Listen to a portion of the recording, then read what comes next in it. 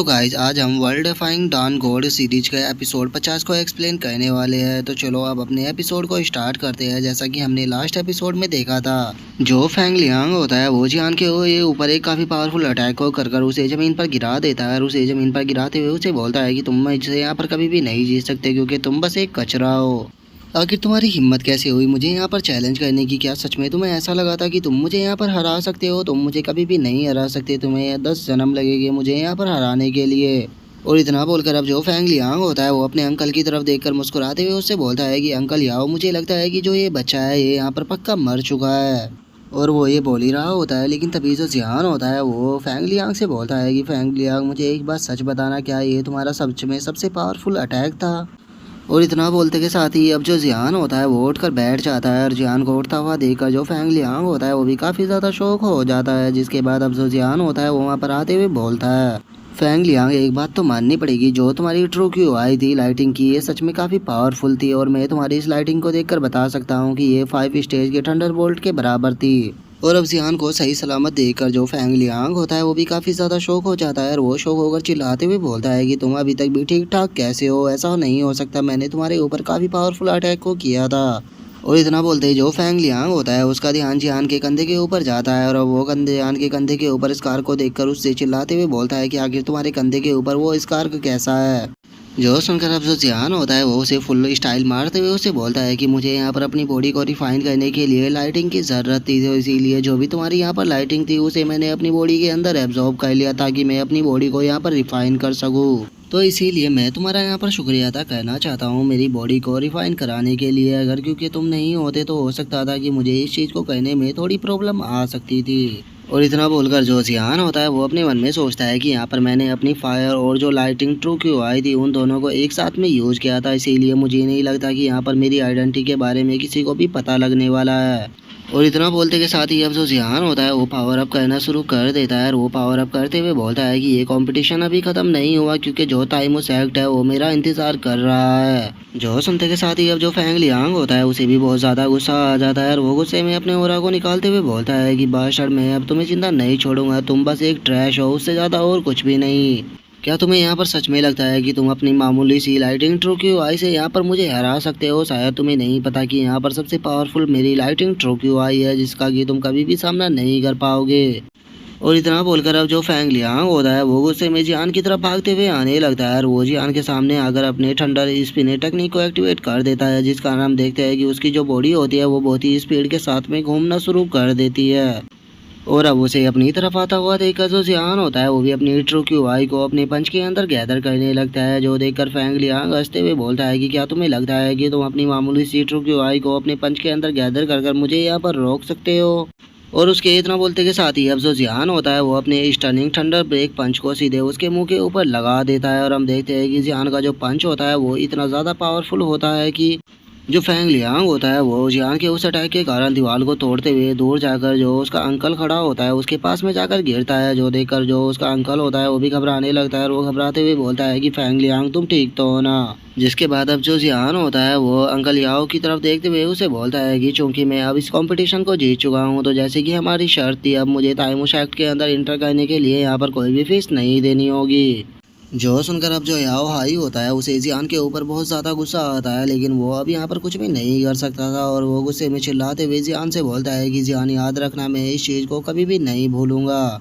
और उसके इतना बोलते के साथ ही हम देखते हैं कि जो जियान होता है वो वहाँ से जो झू रोंग होता है उसके साथ में जाने लगता है। अब जो झू रोंग होता है वो जियान की तारीफ करते हुए उससे बोलता है कि ब्रदर जियान, सच में आप काफ़ी पावरफुल हो। सच बताओ तो मुझे कभी भी नहीं लगा था कि इस फाइट के दौरान आप यहाँ पर जो फेंग लियांग था उसको यहाँ पर हरा पाओगे, क्योंकि अगर फेंग लियांग की बात की जाए तो वो हमारे आउटर सेक्ट की 27th रैंक पर आता है। और अब 27 रैंक का नाम सुनकर जियान भी थोड़ा सरप्राइज हो जाता है और वो सरप्राइज होते हुए बोलता है कि सच में उसकी रैंक तो काफ़ी ज़्यादा थी, लेकिन क्या मैं जान सकता हूँ कि ब्रदर झाओ रोंग आपकी रैंक क्या है? जो सुनकर जो झाओ रोंग होता है वो हंसते हुए जियान से बोलता है कि मेरी यहाँ पर कोई भी रैंक नहीं है, क्योंकि मैं आउटर सेक्ट का डिसाइपल नहीं हूँ बल्कि मैं इनर सेक्ट का डिसाइपल हूँ। जो सुनकर जो जियान होता है वो अजीब तरह से उसकी तरफ देखने लगता है और वो उसकी तरफ देखते हुए उससे बोलता है कि अच्छा तो तुम इनर सेक्ट के डिसाइपल हो, लेकिन मुझे तुम ये बताओ कि फिर तुम इस तरह से क्यों दिखते हो? क्योंकि तुम्हारे पेरेंट्स को देखकर तो मुझे ऐसा नहीं लग रहा कि तुम कहीं से भी इनर सेक्ट के डिसाइपल हो। जो सुनते के साथ ही जो झाओ रोंग होता है वो जोर जोर से हंसने लगता है और वो हंसते हुए जियान से बोलता है,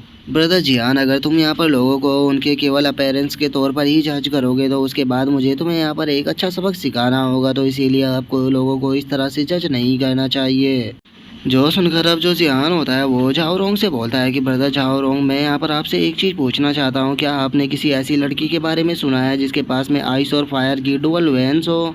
जो सुनते के साथ ही अब जो झाओ रोंग होता है वो काफ़ी खुश हो जाता है और वो खुश होते हुए बोलता है कि आइस और फायर की डुअल वेंस, हाँ मैंने इस लड़की के बारे में सुना था। उस लड़की का नाम लिंग याओ लिन था और अगर उसकी बात की जाए तो उसका टैलेंट काफ़ी अच्छा था और उसके बाद में हेवनली वेंस थे और वो यहाँ पर हमारे ताइमू सेक्ट के अंदर ही इंटर करने के लिए आई थी, लेकिन जैसे ही उसने यहाँ पर टेस्ट दिया जो दूसरे सेक्ट थे उसे यहाँ से लेकर चले गए। जो सुनकर जो जियान होता है वो भी थोड़ा सरप्राइज हो जाता है और वो सरप्राइज होते हुए बोलता है कि आखिर वो दूसरे सेक्ट के साथ क्यों चली गई। जो सुनकर जो झाओ रोंग होता है वो जियान को बताता है कि उसके पास में आइस और फायर की वेंस थी, तो इसीलिए जो आइस विंड वैली है वो उसे यहाँ से लेकर चली गई क्योंकि वो जगह उसके लिए काफ़ी सूटेबल थी और अगर वो वहाँ पर कल्टीवेशन करती है तो वो और भी जल्दी और काफ़ी पावरफुल बन पाएगी। और अब इतना बोलकर जो झाओ रोंग होता है वो ठरकी वाला फेस बनाते हुए जो जियान होता है उसे अपनी तरफ खींचते हुए उसे बोलता है कि ब्रदर जियान, अब मुझे तुम ये मत कहना कि तुम्हारा उसके ऊपर क्रश है और वो तुम्हारी गर्लफ्रेंड है, क्योंकि अगर तुम इस तरह की बात करोगे तो मैं तुम्हारे ऊपर यकीन नहीं करने वाला। जो सुनकर जो जियान होता है वो उसे बोलता है कि तुम्हें उसके बारे में ऐसी चीज़ सोचने की कोई भी ज़रूरत नहीं है क्योंकि वो मेरी स्वॉन सिस्टर है। और गाइस मैं आपको बता दूँ स्वॉन का मतलब है होता है कि जैसे कि किसी को कसम लेकर भाई या फिर बहन बनाया हो। और अब स्वॉन सिस्टर का नाम सुनकर जो झाओ रोंग होता है वो भी जोर जोर से हंसने लगता है और वो हंसते हुए बोलता है कि ठीक है, अगर वो तुम्हारी स्वॉन सिस्टर है तो इस तरह से तो वो मेरी भी सिस्टर हो गई। और इतना बोलकर अब जो झाओ रोंग होता है वो एक पैलेस के सामने आ जाता है और उस पैलेस के सामने आने के बाद वो चिल्लाते हुए बोलता है कि ओल्ड मैन जैंग, देखो मैं यहाँ पर किसी को लेकर आया हूँ और जिस पर्सन को मैं अपने साथ में लेकर आया हूँ ये काफ़ी पावरफुल है क्योंकि इसने जो फैंग लियांग था उसे भी हरा दिया है। जो सुनते के साथ ही अब जो वहाँ पर डिसाइपल खड़े होते हैं वे भी काफ़ी शौक हो जाते हैं और उनमें से एक डिसाइपल सरप्राइज होते हुए बोलता है कि क्या सच में एक न्यू कॉमर ने जो फैंग लियांग था उसे हरा दिया। तभी एक और डिसाइपल बोलता है कि सच में जो न्यू डिसाइपल आए हैं वो तो बहुत ही ज़्यादा डरावने हैं। जिसके बाद अब जो झाओ रोंग होता है वो जियान को बताता है कि जो ताइमू सेक्ट है उसे टोटल 3000 छोटे छोटे सेक्टों के अंदर डिवाइड किया गया है, जिनमें से सबसे पहले आता है आउटर सेक्ट, दूसरे पे इनर सेक्ट, तीसरे पे आता है एल्डर सेक्ट और इनमें सबसे ज़्यादा मिस्टीरियस है जीरो सेक्ट। और इसी तरह के ताइमू सेक्ट के अंदर और भी काफ़ी सारे छोटे छोटे सेक्ट है और इन सेक्टों को जिनकी स्ट्रेंथ के द्वारा डिवाइड किया गया है, जिनमें सबसे पहले सबसे कमज़ोर और उसके बाद में सबसे आखिरी में सबसे पावरफुल आते हैं। और अब झाओ रोंग के इतना बोलते के साथ ही हम देखते हैं कि वहाँ पर एक ओल्ड मैन आ जाता है जो कि वहाँ पर आते हुए बोलता है कि ब्रदर झाओ रोंग, क्या ये वही नो कॉमर है जिसके बारे में अभी तुम बात कर रहे थे? और अब हमें इस पर्सन के बारे में बताया जाता है कि ये जो ओल्ड मैन है इसका नाम जैंग डी है। जो सुनकर जो झाओ रोंग होता है वो जैंग डी को बताता है कि हाँ इसका नाम शैन जियान है। और इतना बोलते के साथ ही अब जो झाओ रोंग होता है वो जियान से बोलता है कि ब्रदर जियान, इनसे मिलो, इनका नाम जैंग डी है जो कि हमारे 330वें सेक्ट के डायरेक्टर है और आज से तुम इन्हें ही फॉलो करोगे। और 330वें सेक्ट का नाम सुनकर जो जियान होता है वो भी थोड़ा कंफ्यूज हो जाता है और वो कंफ्यूज होते हुए बोलता है कि आखिर हमारा सेक्ट 330वां क्यों है। जो सुनकर अब जो जैंग डी होता है वो जियान को बताता है कि 16 से लेकर 329 तक के जितने भी सेक्ट है वे सभी इनर सेक्ट के अंदर आते हैं, तो इसीलिए हमारा जो आउटर सेक्ट है वो 330 पर है। जो सुनकर अब जो झाओ रोंग होता है वो जियान को बताता है कि जियान ये इसीलिए है क्योंकि बाकी के जो 329 सेक्ट है उनके वहाँ पर जो डिसाइपल है वो बहुत पावरफुल है और उनकी रैंक यहाँ के डिसाइपलों से बहुत ज़्यादा है, तो इसीलिए उनके सेक्ट की रैंकिंग भी ज़्यादा है। लेकिन अगर तुम यहाँ पर रुककर हार्ड वर्क करते हो और अपनी कल्टीवेशन को बढ़ाते हो तो उसके बाद हो सकता है कि तुम्हें भी इनर सेक्ट के अंदर जाने का मौका मिल जाए। जो सुनकर अब जो जियान होता है वो भी मुस्कुराने लगता है और वो मुस्कुराते हुए बोलता है कि अच्छा, तो यहाँ पर सबसे पावरफुल सेक्ट भी है, तो कोई बात नहीं, मैं फ्यूचर में यहाँ के सबसे पावरफुल सेक्ट के अंदर ही इंटर करूँगा। और इतना बोलते के साथ ही अब जो जियान होता है वो जैंगडी के साथ में वहाँ से जाने लगता है। अब वहाँ से जाते हुए जो जियान होता है वो जैंगडी से पूछता है कि ओल्ड मैन जैंगडी, मैं आपसे एक चीज़ पूछना चाहता हूँ कि क्या सच में इनर सेक्ट के अंदर इंटर करने में प्रॉब्लम होती है? जो सुनकर जो जैंगडी होता है वो जियान को बताता है कि नहीं है, इतना भी ज़्यादा मुश्किल नहीं है। उस टाइम पर मैं 15 साल का था, जिस टाइम पर मैं मॉर्टल मार्शल रियलम के 10th लेवल पर पहुँच गया था, लेकिन मैं उसके बाद ब्रेक थ्रू ही नहीं कर पाया, इसीलिए मैं इनर सेक्ट के अंदर नहीं जा पाया। और उसके इतना बोलते के साथ ही अब हम देखते हैं कि वहाँ पर एक पर्सन आ जाता है, जो कि वहाँ पर आने के बाद हंसते हुए जैंग डी से बोलता है कि ओल्ड मैन जैंग डी, क्या आप यहाँ पर क्या कर रहे हो? क्या आपने मुझसे नहीं कहा था कि इस साल हम दोनों साथ में ही मिलकर इनर सेक्ट के अंदर इंटर करेंगे? और अब हमें इस पर्सन के बारे में बताया जाता है कि इसका नाम युनजियाओ डाओ है, लेकिन हम इसे आगे से युनजियाओ ही बोलेंगे। और युन जियाओ की अब इस बात को सुनकर जो जैंग डी होता है वो उसे जियान से इंट्रोड्यूस कराते हुए उसे बोलता है कि चलो पहले मैं तुम्हें इससे इंट्रोड्यूस कराता हूँ। लेकिन जो युन जियाओ होता है वो उसकी बात पर बिल्कुल भी ध्यान नहीं देता और वो जियान की तरफ हाथ बढ़ाते हुए उसे बोलता है कि हेलो, मेरा नाम युन जियाओ है।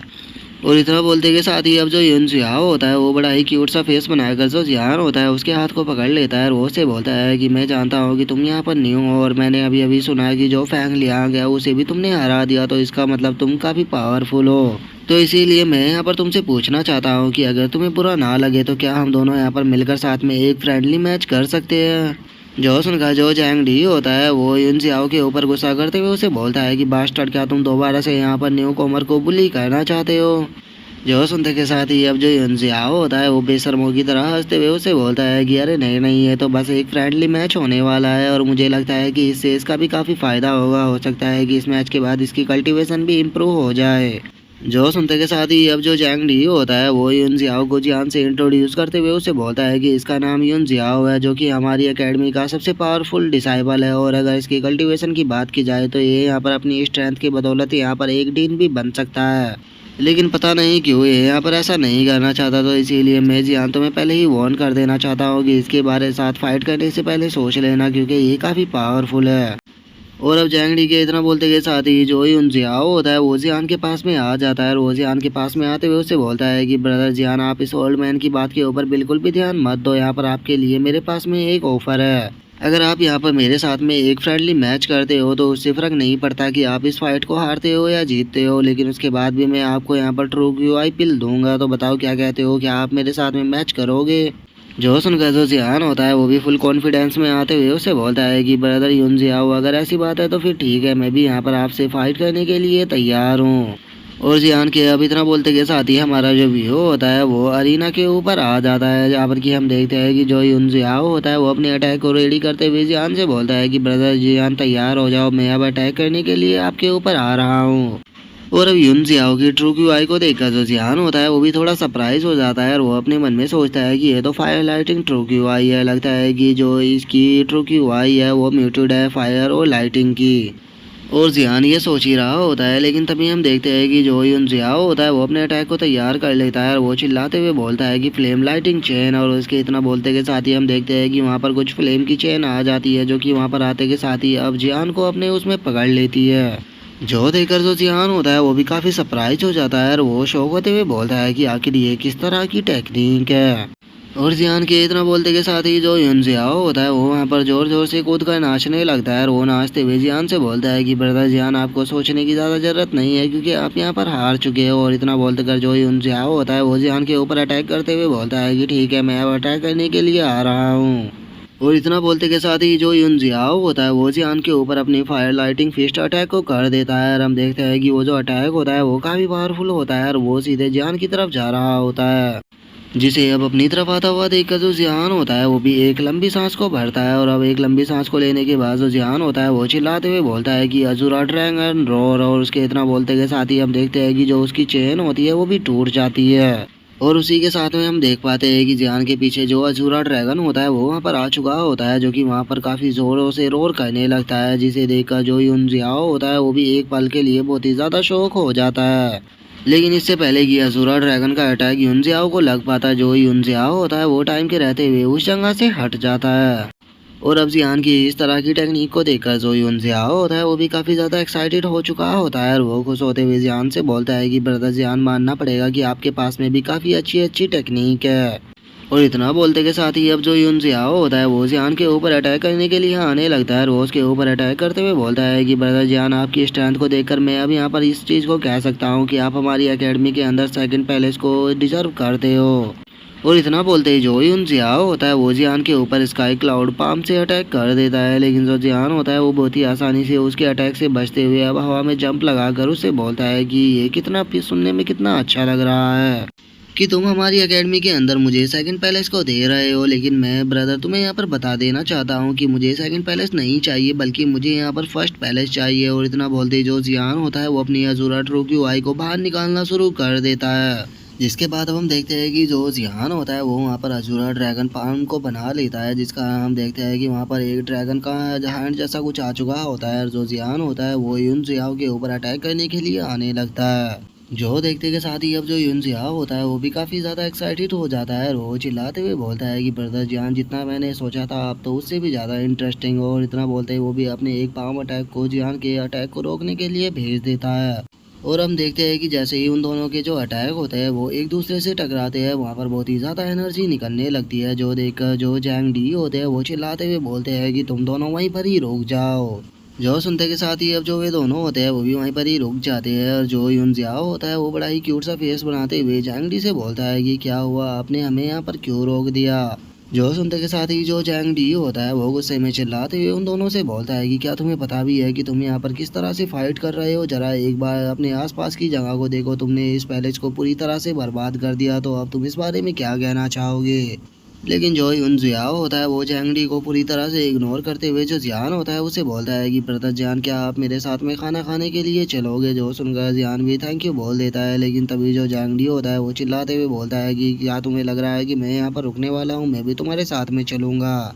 जिसके बाद अब हम देखते हैं कि वे सभी खाना खाने के लिए आ चुके होते हैं और उनके साथ में झूरोंग भी होता है। और अब जो झूरोंग होता है वो हंसते हुए जियान से बोलता है कि ब्रदर जियान, आपने जो फैंग लियांग था उसके साथ में जो कुछ भी किया है, इसे मुझे उसे देखकर लगता है कि जो फैंग फैमिली है वो इस मैटर को इतनी आसानी से नहीं जाने देगी। पक्का वो यहाँ पर आपके लिए कोई ना कोई प्रॉब्लम खड़ा करने की कोशिश ज़रूर करेगी। जो सुनकर जो यून ज़याओ होता है वो हंसते हुए बोलता है कि आखिर इसमें डरने की क्या बात है। जो ब्रदर जियान है वो काफ़ी पावरफुल है, अगर वे मेरे साथ में टीम अप कर लेते हैं तो उसके बाद तो हम 10th लेवल के कल्टीवेटर को भी काफ़ी आसानी से हरा देंगे। जो सुनकर अब जो जैंग डी होता है वो भी हंसते हुए बोलता है कि चलो ये तो काफ़ी अच्छी बात है, क्योंकि अब जो जियान है वो भी हमारे साथ में इनर सेक्ट के अंदर इंटर कर पाएगा, तो इससे हम लोगों के साथ में एक और बंदा बढ़ने वाला है। और उनके इतना बोलते के साथ ही हम देखते हैं कि वहाँ पर एक पर्सन आने लगता है, जो कि वहाँ पर आते हुए बोलता है कि तुम लोग सेकुलर वर्ल्ड से बिलोंग करते हो, लेकिन क्या उसके बाद भी तुम लोगों को लगता है कि तुम इनर सेक्ट के अंदर इंटर कर पाओगे।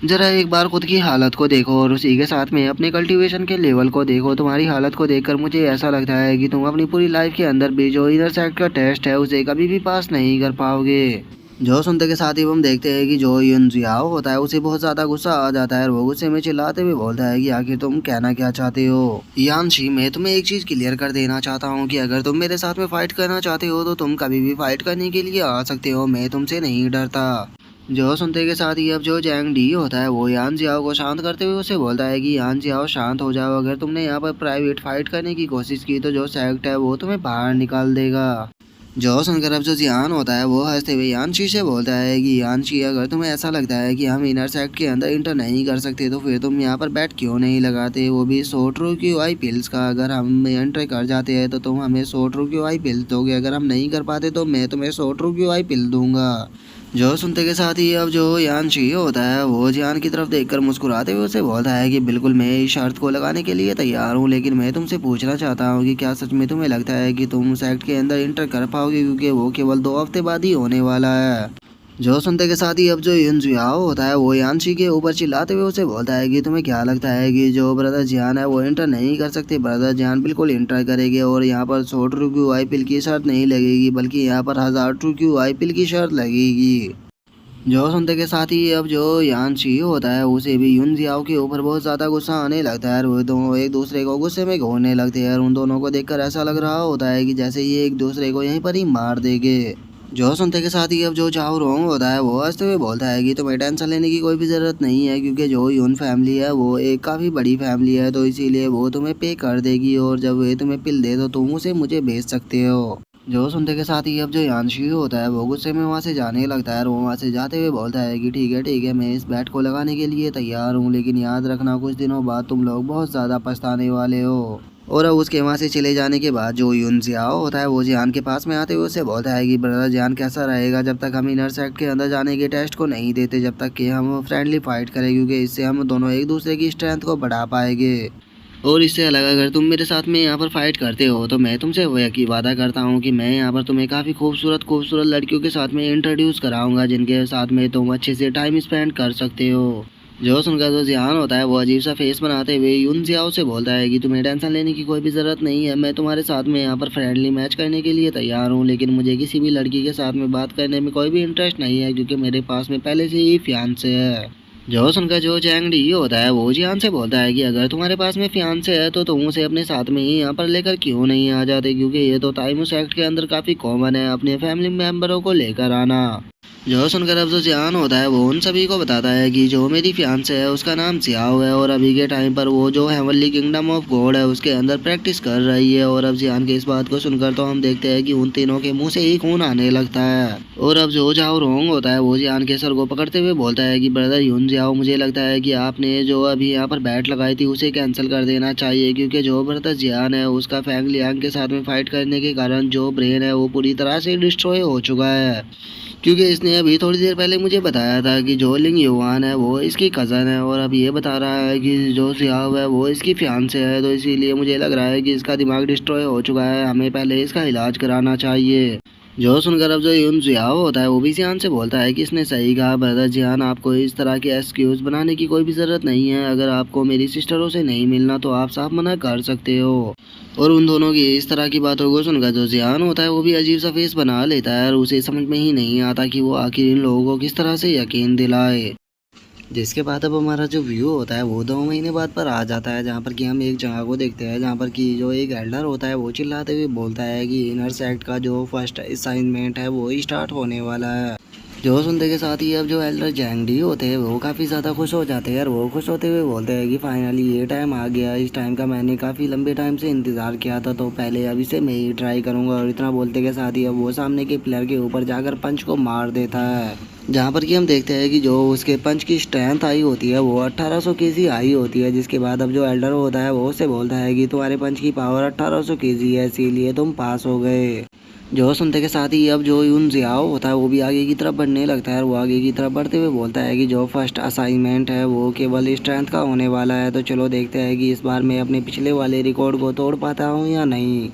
और इतना बोलकर अब जो यून जियाओ होता है वो सामने के पिलर के ऊपर अपनी फुल स्ट्रेंथ से पंच मार देता है, जहाँ पर कि हम देखते हैं कि उसकी जो स्ट्रेंथ होती है वो 2700 केजी आई होती है। जो देखकर एल्डर चिल्लाते हुए बोलता है कि ठीक है, तुम भी इस टेस्ट को पास कर गए।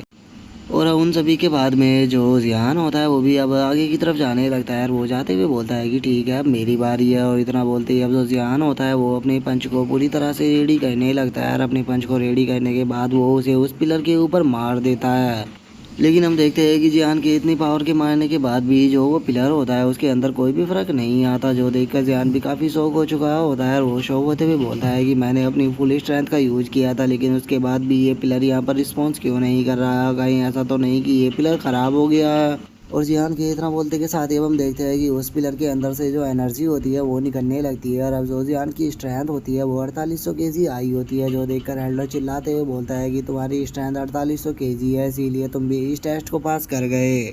और अब 4800 केजी का नाम सुनकर तो वहाँ पर जो डिसाइपल होते हैं वो ज़ोर ज़ोर से चिल्लाने लगते हैं और वो चिल्लाते हुए बोलते हैं कि क्या 4800 केजी, अगर इस नंबर की बात की जाए तो जो इनर सेक्ट के डिसाइपल है उनकी भी स्ट्रेंथ इतनी ज़्यादा नहीं होगी। और उन लोगों के इतना बोलते ही अब जो यून जियाओ होता है वो जियान के पास में आते हुए उसे बोलता है कि ब्रदर जियान, आप सच में काफ़ी ज़्यादा क्रूअल हो, आपने जब मेरे साथ में फ़ाइट किया आपने इन टेक्निकों का यूज नहीं किया था, आपने अभी भी अपने पास में बहुत सारी टेक्निकों को बचा कर रखा हुआ है। जो सुनकर जो जियान होता है वो मुस्कुराते हुए यून जियाओ से बोलता है कि ब्रदर यून जियाओ, वो केवल फ्रेंडली मैच था, तो इसीलिए मैंने अपनी पूरी स्ट्रेंथ का यूज नहीं किया। तो अब मैं ये पूछना चाहता हूँ कि क्या जो सेकंड टेस्ट है वो अभी स्टार्ट होने वाला है। जो सुनकर अब जो यून जियाओ होता है वो जियान को बताता है कि ब्रदर जियान, यहाँ पर टोटल 3 टेस्ट होने वाले हैं और इन तीनों टेस्टों के बीच में हमें रेस्ट करने के लिए बिल्कुल भी नहीं मिलेगा, ये तीनों टेस्ट एक साथ ही होंगे। और इतना बोलते के साथ ही जो यून जियाओ होता है वो रोना शुरू कर देता है और वो रोते हुए बोलता है कि जो सेकंड टेस्ट है वो बहुत ज़्यादा हार्ड है, मैं पिछली बार उसी में फेल हुआ था क्योंकि जो एल्डर डायन है वो बहुत ज़्यादा डरावनी है। जो सुनकर जो जियान होता है वो उसे भी कुछ भी समझ में नहीं आता और वो उससे बोलता है कि आखिर एल्डर डायन कौन है। और जियान के इतना बोलते के साथ ही अब हम एक शैडो को देखते हैं जो कि वहाँ पर आने लगती है और अब जो वो शैडो होती है वो वहाँ पर आते हुए उन लोगों से बोलती है कि अच्छा तो क्या वो तुम ही लोग हो जिन्होंने कि यहाँ पर फर्स्ट टेस्ट को पास किया है। जिसके बाद अब हमें पता लगता है कि ये पर्सन कोई और नहीं बल्कि एल्डर डॉन है। और अब जो एल्डर डॉन होती है वो उन लोगों से बोलती है कि चूंकि तुमने पहले टेस्ट को पास कर लिया है तो इसीलिए अब तुम लोग मुझे फॉलो करो, क्योंकि मैं ही तुम्हारे सेकंड टेस्ट को लूंगी। और उसके अब इतना बोलते के साथ ही हम थोड़ी देर बाद का सीन देखते हैं जहाँ पर कि जो एल्डर डॉन होती है वो उन लोगों से बोलती है कि अब तो यहाँ पर बस कुछ ही लोग बच गए हैं। और अब एल्डर डॉन को देखकर जो जियान होता है वो भी थोड़ा सोच में पड़ जाता है और वो सोचते हुए बोलता है कि जो एल्डर डॉन है वो जो जियाओ की मास्टर थी बिल्कुल उसके जैसी ही लग रही है, लेकिन जो इसकी वॉइस है वो उससे काफ़ी ज़्यादा अलग है। और गाइज यहाँ पर आप सोच रहे होंगे कि जियान किसके बारे में बात कर रहा है, तो मैं आपको याद दिला दूँ कि ये जो जियान है वो यहाँ पर जियाओ की मास्टर के बारे में बात कर रहा है, जिससे कि जो जियान था वो एपिसोड 20 के अंदर मिला था। जिसके बाद अब जो एल्डर डॉन होती है वो वहाँ पर जो एल्डर होते हैं उनसे सभी डिसाइपलों का जो रिजल्ट आया होता है उसे ले लेती है और वो उसे लेते हुए बोलती है कि इस बार के जो डिसाइपल है उनका रिजल्ट इतना बुरा भी नहीं आया। यहाँ तक कि तुम में से अगर एक की बात की जाए तो उसने तो इस बार के रिकॉर्ड को ही तोड़ दिया है, क्योंकि उसकी जो पंच की पावर है वो 4800 kg आई है।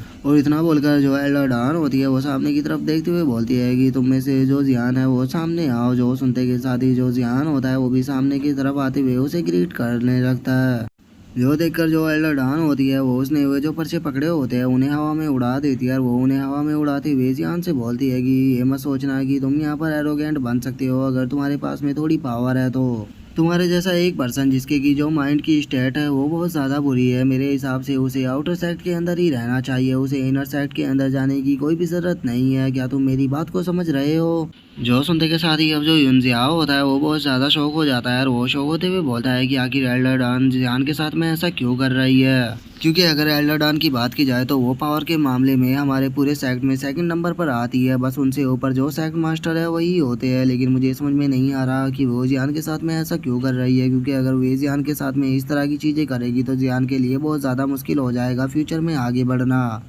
और अब उसके इतना बोलते के साथ ही जो जियान होता है वो एल्डर डॉन से बोलता है कि एल्डर डॉन मेरे माइंड के साथ में कोई भी प्रॉब्लम नहीं है, तो इसीलिए प्लीज़ मुझे अलाउ कीजिए ताकि मैं सेकंड टेस्ट को यहाँ पर दे सकूँ। जो सुनकर अब जो एल्डर डॉन होती है वो वहाँ से जाते हुए जियान से बोलती है कि ठीक है, अगर ऐसी बात है तो तुम फिर दूसरे टेस्ट को दे सकते हो।